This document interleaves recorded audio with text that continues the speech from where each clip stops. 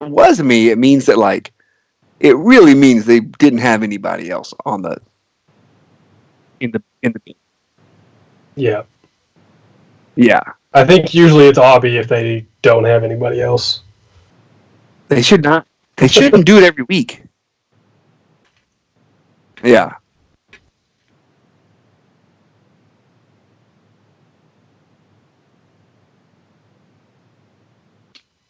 Okay. I mean, there's always some former player or even current player in the crowd.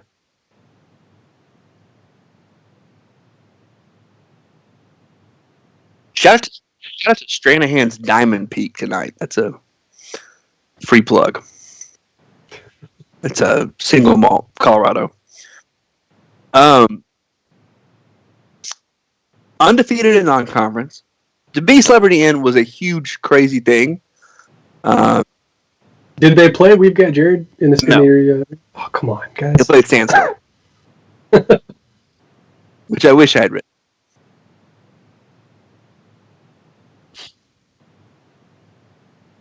Yeah. One of my favorite things about it, like Chief recorded a pretty great video of the whole thing because he had great seats. And the amount of obvious awareness was staggering. Like it was tonight's celebrity letter in, and they say my name, and they say like writer and recording artist. Yeah, you had a and had a whole bio leading into it. Writer and recording artist Drew Croson, and then they like people kind of cheer. But then he says like writer of the song We've Got Jared, and then all of a sudden, oh yeah, I know who that is. Like nobody had a clue who I was. It's the We've Got Jared guy. You got Jared guy, absolutely. Because the lady, I was like, are they going to put my name on the screen or something? Because nobody in this building knows who I am. It's like, yeah, they're going to put your name on the screen. And then what if they had just announced you by your Twitter handle? Yeah, they should have. The look on the guy's face, because sometimes like they'll have a replay of the Celebrity Inn when they come back from commercial on ESPN or SEC Network or whatever. Yeah. So there's the guy who's filming that is a cameraman who was like literally taking a knee in front of me. And the look on his face when they announced who I was or what I was one of like, I can't believe I filmed this. Because they're not going to do that crap. Like, they have no idea. They're not going to put that on the TV.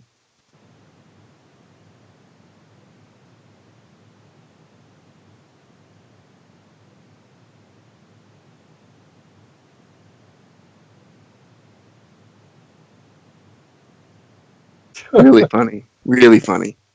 Yeah, that was it's been the weirdest ride, and maybe that's the end of it. That's a nice little like coda at the end of a pretty hilarious and weird and awesome thing that the Auburn family gave me, or a joke that I played on the Auburn family is basically what this is. Yeah. When they bring the team back in 5 years or 10 years or whatever it is, hopefully they bring you back too, Crow. Hopefully. I'll be singing it in the stands. The next thing I want to toot my own horn on is that I not only did I write We've Got Jared, I was early on the Austin Wiley is Amazing couch, and not everybody. There's still room on it. If you want to come on the Austin Wiley is Amazing couch, I'll make room. It's a comfortable place to be because that dude is awesome. Just racking up double doubles. What did you say today, Ryan? That he is second in America in defensive rebounding he's percentage? second American in defensive rebounding percentage. He's ninth in offensive rebounding.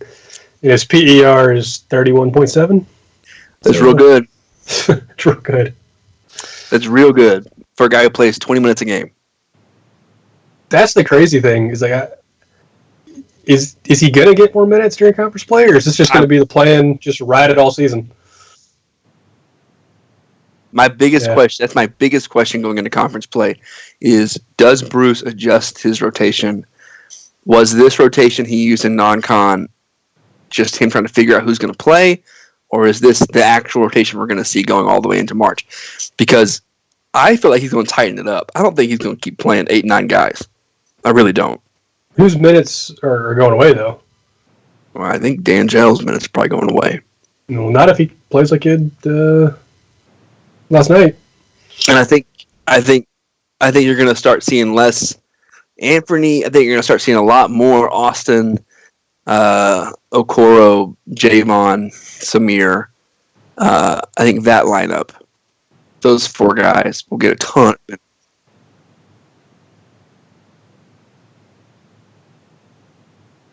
Yeah, we played a lot of Samir at point guard. I noticed that. I think we're going to see a lot of Devin Cambridge in conference play because he's been getting more minutes, it feels like, every day.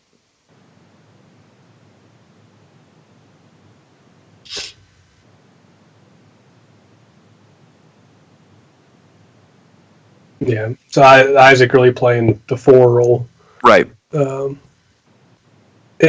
speaking on Anthony, what's been the deal with him? He's playing as the 5, but he's not playing that role on offense. I mean, he's all but abandoned going to the basket on the offensive end. I think he's taken 6 2-point attempts in the last 4 games. Well, no, he's got the best 2-point scoring percentage on the team. He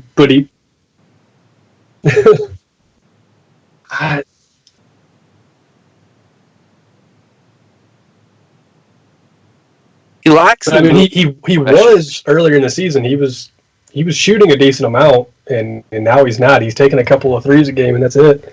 I don't know if the strategy's different. I mean, I'm sure it's not an accident. I mean, I'm sure there's something going on that's causing this to be the case. I just don't know enough basketball to know what it is, to be honest. He's just not very aggressive right now. That's the main. But is it that, or is it strategy of, well, he's just going to play outside more, and we're going to, I don't know, is it Isaac playing closer to the basket?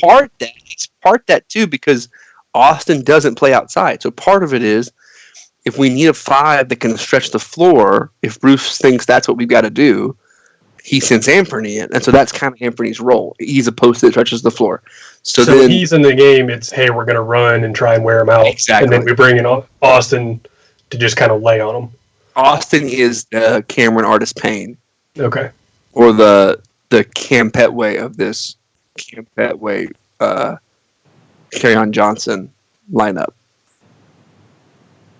Yeah. Eric Smith. or like, yeah. So you've got a guy who can do a lot in what we would call short yardage if we're going to keep the football scenario. You've got a guy who can do a ton of gritty 2-point work. The best way to make that happen is to get the team spread out, the defense spread out, because then it spreads the lane out. So you can get the team spread out by running another guy in there, and then all of a sudden you put him in. It's really a change of pace. And now it makes Austin more effective if Anthony's more effective. Is the strategy, is the coaching different when he's in the game, though? Is it understood, hey, when Anthony's in there, we're not trying to run the same offense as when Austin's in there? Yeah. Okay. All right. Let's keep moving. Expectations before the season, we were all like, we need to just make the tournament. And Ryan asks, with 12 wins in hand, has that changed? And I would answer, no.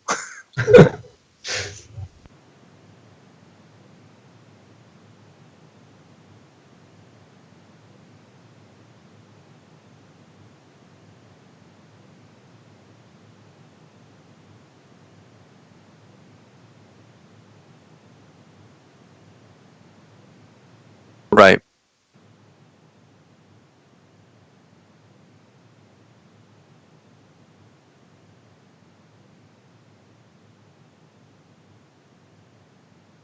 I think Arkansas is really good.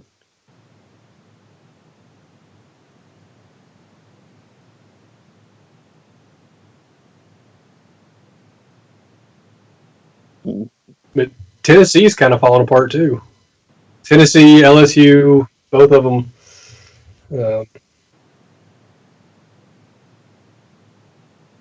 Yeah, Kentucky's fine. They just beat Ohio State. I mean, yeah.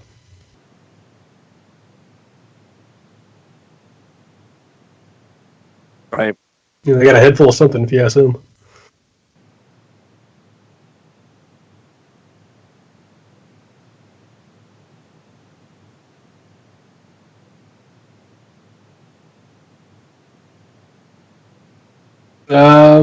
Well, no, weren't we like at the top in net and RPI. I thought we were 6th or 7th in net going into the game. Well, KenPom, I think Auburn and Kentucky are like right there to get. Yeah, Kentucky 14, Auburn 15, and KenPom, and those are the two highest SEC teams. Wow. Florida at 24, Arkansas at 32, LSU 37. Okay.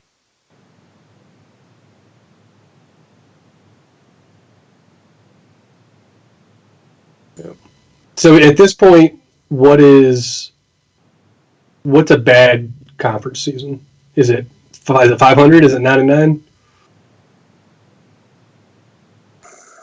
It's a good question. I mean, if you're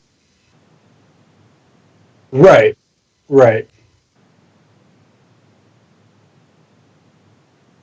Yeah, because I mean, all just projections wise. So if you're looking at the middle of that possible outcomes, Auburn's looking at 11 or 12 wins, and that already puts you at 23, 24. If the things break the right way, you're looking at one of the best regular seasons Auburn's ever had.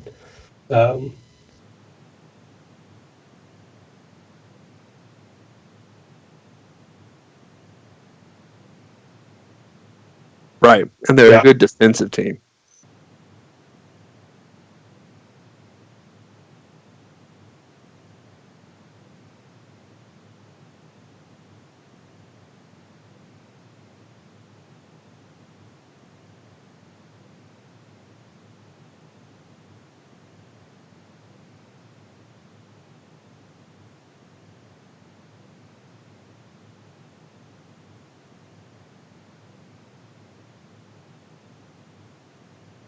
Yeah, I mean, if you're saying Auburn or the field, I'm probably saying the field. But if it's Auburn or any other team in particular, I'm probably leaning Auburn at this point.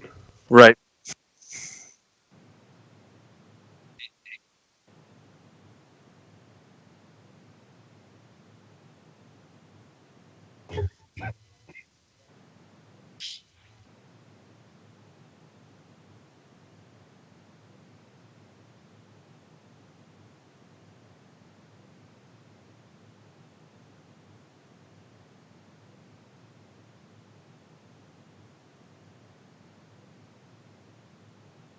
Yeah, me too.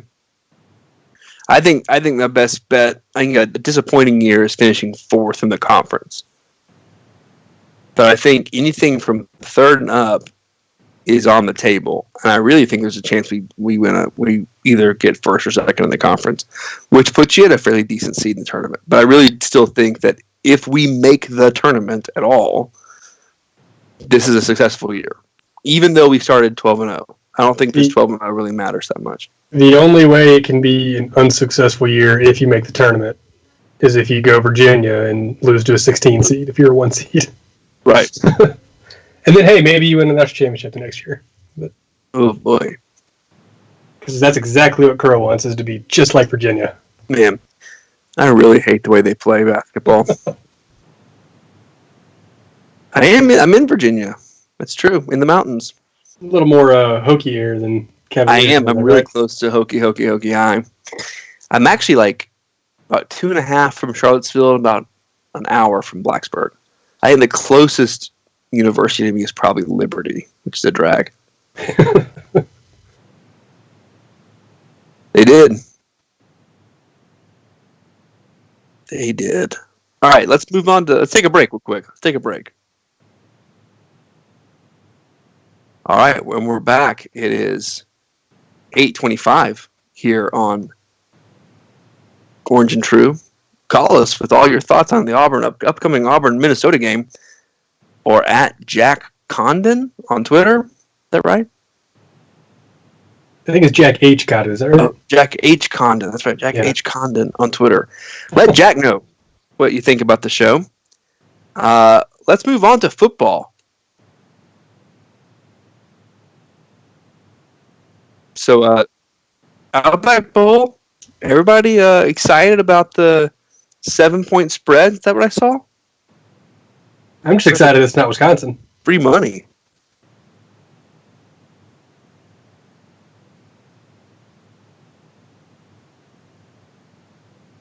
Oh, God.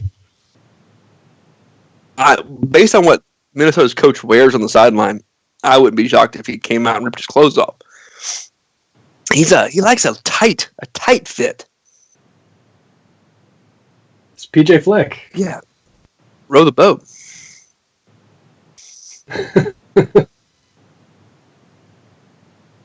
Yes. Jerry Kill, yeah. And then they had somebody there for a year. I think there was some drama around that. But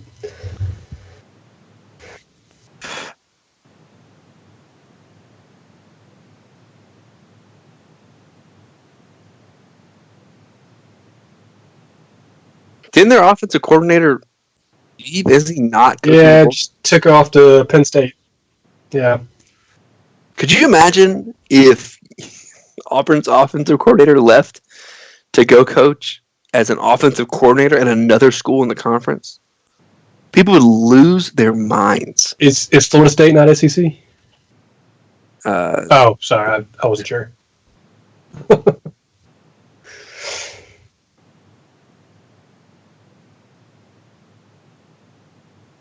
Yeah.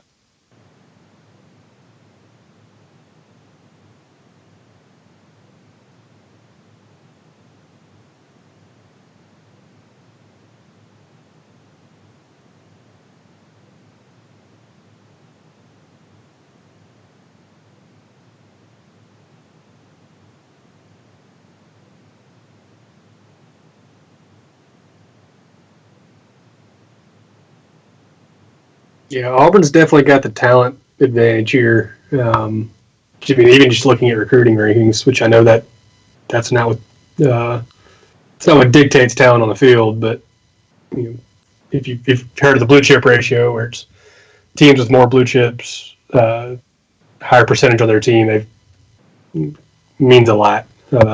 right.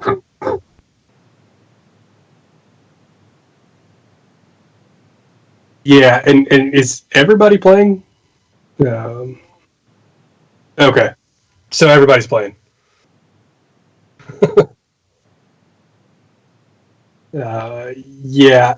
So this Minnesota offense, they're going to throw the ball. They've got 2,000-yard receivers, which is kind of crazy. They've got 2 receivers with over 1,000 yards, Right. and they've only thrown for like 2,800 yards as an offense this year. So it is just those 2 receivers. Wow. Yeah. And I think they're like 90th in yards per rush. So like I think we know what's coming. They lost to Ohio State and Wisconsin, right? They beat Penn State, I think. That sounds right. Well, okay. I mean, if you're not going to say Penn State's good, okay. That's funny. I think Penn State's pretty good. I think it's been seen that this. I think if you take the pulse of Minnesota fans that I've seen on Twitter and elsewhere on the internet, they don't think they have a chance in this game. Which I don't know. Part of me appreciates that, and then part of me is like, they're just also really nice. Yeah, I was a real big fan of them.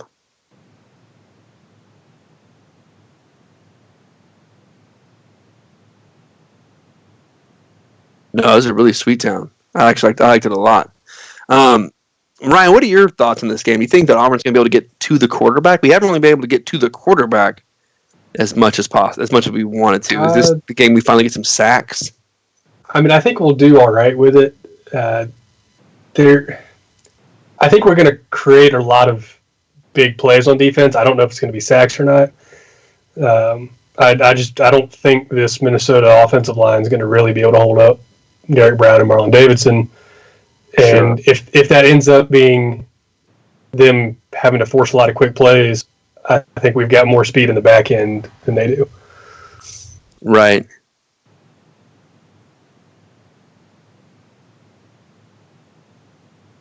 So I think the more interesting matchup is going to be our offense and their defense.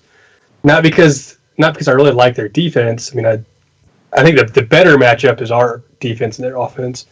But I'm more curious to see our offense.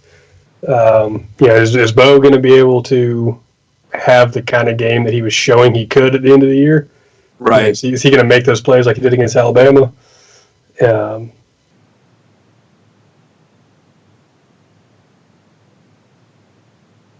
Yeah. And did we ever find out if Chad Morris is actually calling any plays in the bowl game? Or is that all Gus? Yeah, that's what I read. He's calling plays. Gus is calling the plays. Oh, it's already back. Who's calling the plays? But no, because Gus said this. He's going to call play this game, but that he and Chad would have a conversation about who's calling the plays for next year.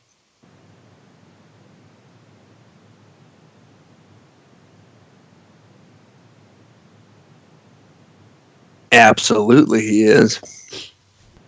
I hope he calls the bad plays too. Excuse me. I was coming off of a 102 fever last weekend, so I'm feeling great right now, actually. Yeah. 102 fever. Yeah. I have something to say about this game. PJ Fleck wears purple pants. I'm looking at a lot of pictures of PJ Fleck in purple pants. Well, they're not purple. It's the color of Minnesota, but that's a purpley maroon. And I'm not 100% sure I know what these pants are. They're not necessarily slacks. They kind of look like he's wearing like Lululemon loose-fitting yoga pants on the sideline. And then he also wears a tie and a quarter zip. And it's just a look, man. PJ Fleck's a look. So it's an athletic tie.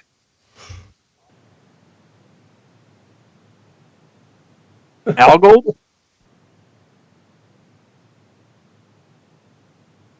Right. Remember Terry wore a tie for Auburn. So did Pat Dye, man. Man, if Pat Dye was still here, Pat Dye would have won 3 SEC championships with this team Gus has got in a row. This is my new character. My new character that calls into the lunch break. Yeah. Man, Pat Dye is the best coach we ever had. We need to go back to run the wing tee. We would have won them 3 SEC championships. I mean, you're going to give Shadow a run for his money. Man, Gus can't win. Gus can't win these big games. Look at it. Lost in the national championship. Didn't have any big games before that. And lost the only big game, 2013. Lost it. Except for the LSU game that year. He lost that one too. Gus can't win. This is going to be a big game if Gus loses it.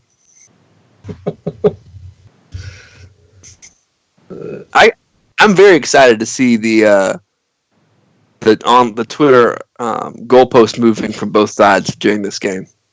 Well, if he loses, it's Gus can't coach bowl games. Cool. And if he wins, it's who cares? This game doesn't matter. Yeah. Can we just hope for another 70-point beatdown?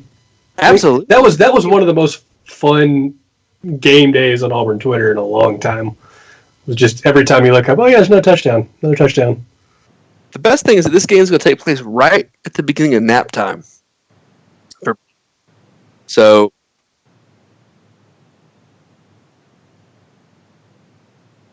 I would suggest nap time. Just set all the clocks in your house ahead 2 hours.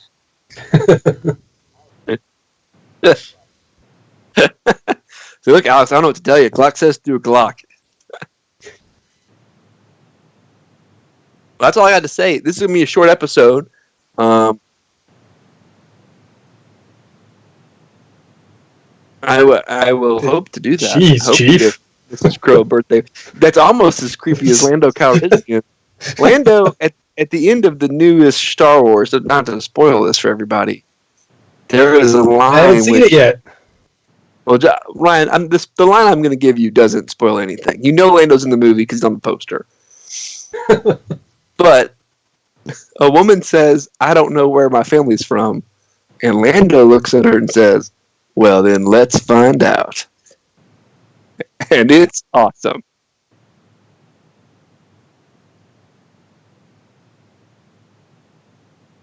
It was very because that woman was at least 40 years younger than he is.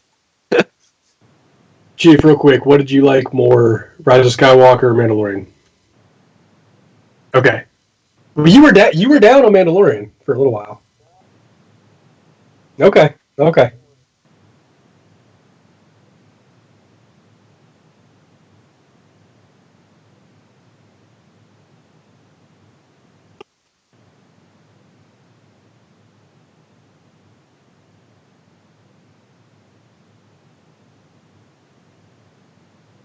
okay.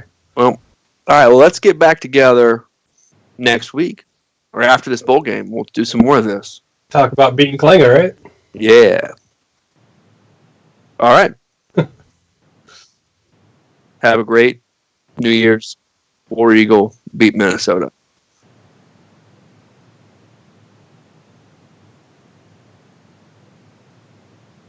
And okay, we're done. Yeah, I think Dog got in the very end of the episode. That's fine. That makes it better. I was thinking about going right now, actually, but I'm actually gonna go. I think I'm just gonna get off work early tomorrow and go before we start doing New Year stuff. Yeah, but then I have to go with myself. And I think I'm gonna meet Caroline back here tomorrow. But, yeah, no, there's okay. Yeah, there's a showing on the at 10 o'clock out here at the one by the house, and I was like, oh, I could go then. Uh, yeah, yeah, but it's one of those work days where I can kind of get there whenever I want and leave whenever I want. So there's even today there was only 10, 12 people there. No, so on Mandalorian though, I just finished it. Uh, Big fan. The So I actually enjoyed some of the filler stuff. Uh, I don't know. I maybe because I don't know as much about Mandalorians in general. But, which one was that? Was that the Is that the one where he helps the other bounty hunter and then he turns on him?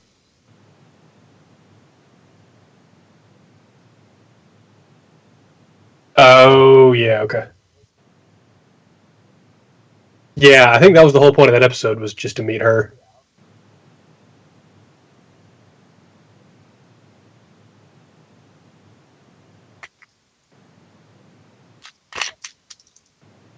Yeah. Well, the one they did the third to last episode where it's basically him hunting all the guys on the ship. Big fan of that one.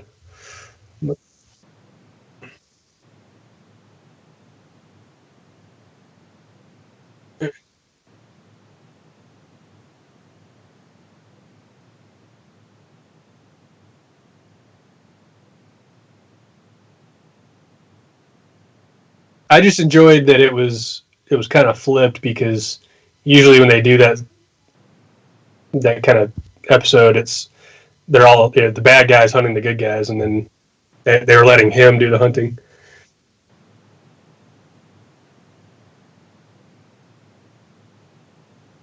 Yeah, yeah,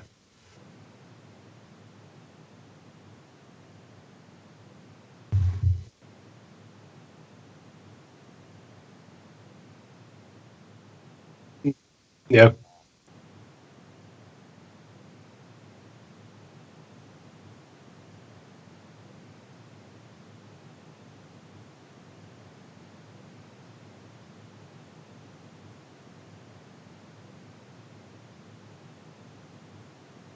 Hmm.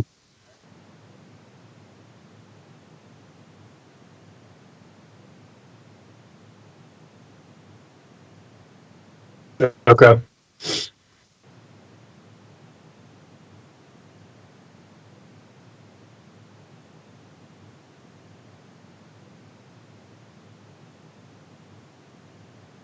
Yeah.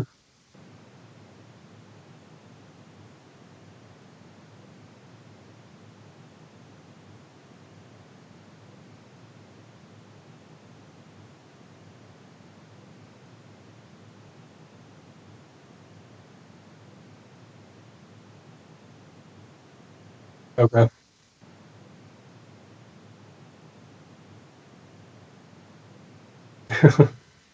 The how big a deal is the dark saber?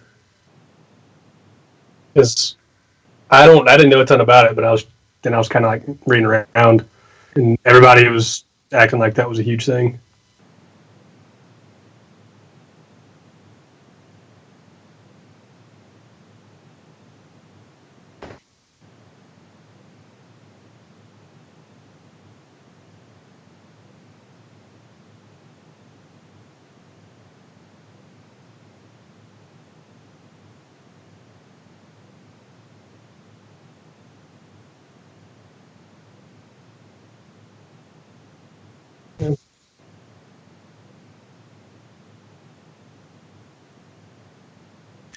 So yeah, I was reading that, and I didn't know that at all because they kept somebody kept saying about how it was weird that Mando didn't know about the Force because of Darth Maul, and that he would you would think he would uh, if a Sith was.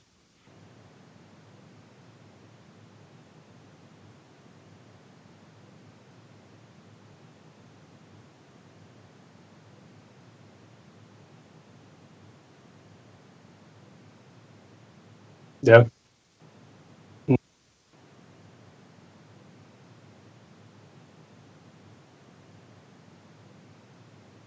Yeah, I think they were trying to explain it away. I was like, oh, well, he was just a kid when Darth Maul was around, so he didn't. Maybe he just didn't really know what was going on.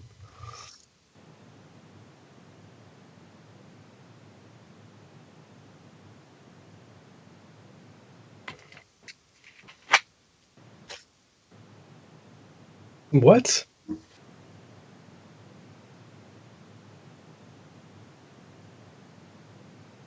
Well, how far back in the past was that? I mean, it should be.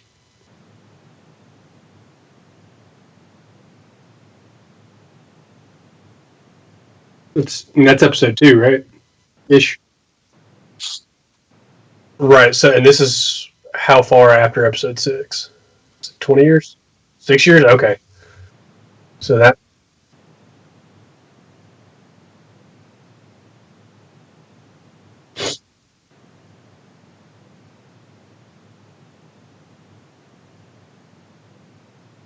SECTS. Yeah. Gotcha.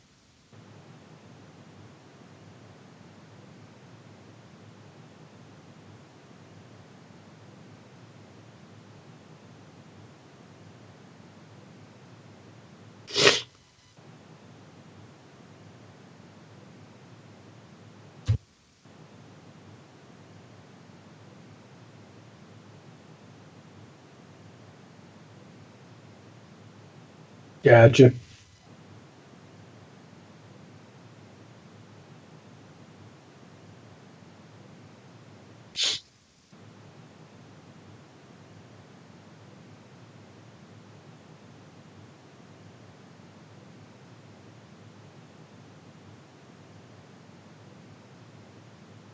Yeah.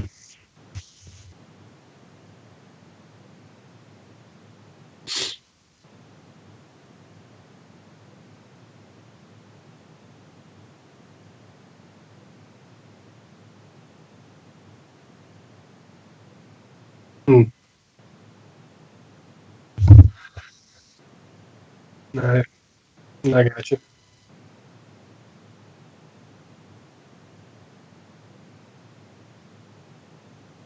Right.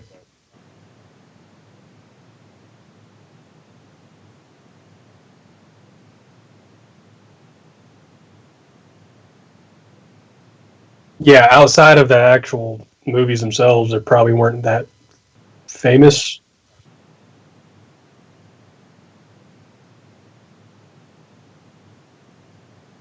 Yeah.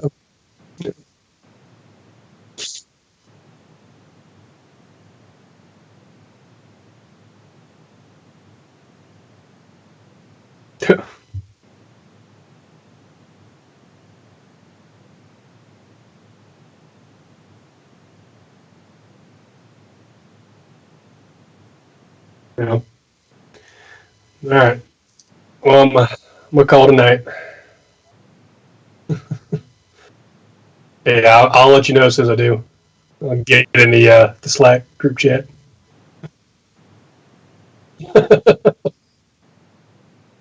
Yeah, okay. All right. I'll talk to you later.